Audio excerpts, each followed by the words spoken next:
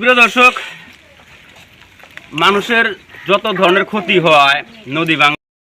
আসসালামু আলাইকুম প্রিয় বন্ধুরা, আজকে আপনাদের সামনে একটা দুঃখজনক ভিডিও উপস্থাপন করব আমি।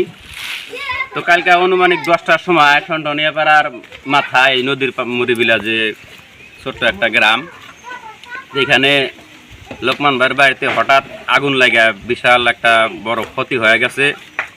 তো আমি একটু দৃশ্যটা দেখানোর জন্য ক্যামেরাম্যানকে অনুরোধ করি, ভালো ভালো দেখা দেন। দেখেন 3টা-4টা ঘর একবারে পুরো সব ছারখার হয়ে গেছে,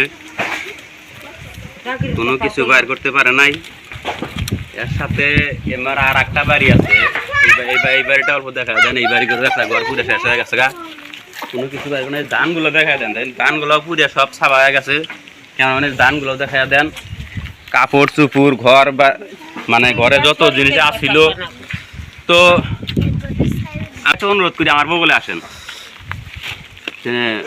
যেহেতু আপনার বাড়ি এদিকে হাল্লা হয়। লোকমান ভাই আইলো না, এখন ওনার ভগ্নিপতি উনি আছে, ওনার কাছ থেকে আমি জানার চেষ্টা করবো যে কি ঘরে থেকে কোনো জিনিস কি বাইর করা গেছে। তো ওই লোকমান ভাই এমনি খাই কি করে, ও কিছু আবার সাবাত করে বিদেশ কাম করে খায় বা কোনো ধরনের চুরি ডাকাতি বা যে কোনো ধরনের লোকসান হইলে পরে বা ক্ষতি হইলে পরে, তার ভিতরে সবচেয়ে এই বাড়ি ঘরে যে আগুন লাগা ক্ষতিটা হয়, এটা হইলো সবচেয়ে বড় ক্ষতি।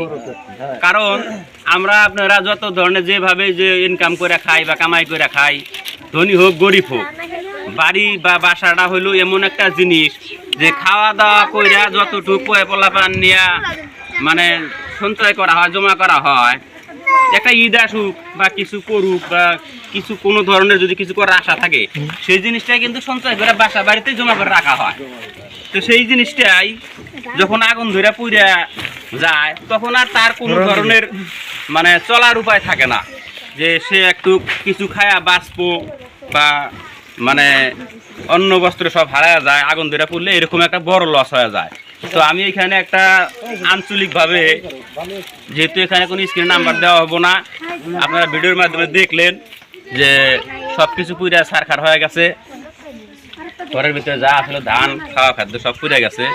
তো ময় মুরব্বীরা যে একটা কথা কয় সাধারণতে, যে পোড়া বাড়িতে গেলে খালি হাতে যায় না, কিছু নিয়ে আসবা আর কি।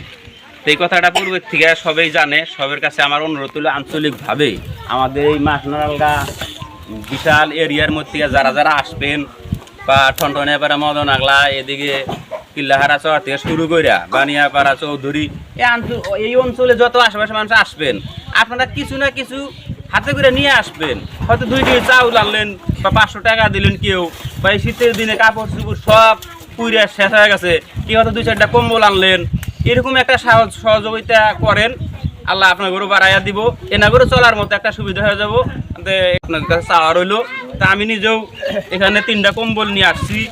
তো ভাইয়ের নাম জানি কি বললেন? আনোয়ার হোসেন।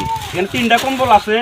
তো একটা বাড়ি করা গেছে, তো আপনারা এইটা আমি আপনাদের কাছে দিলাম।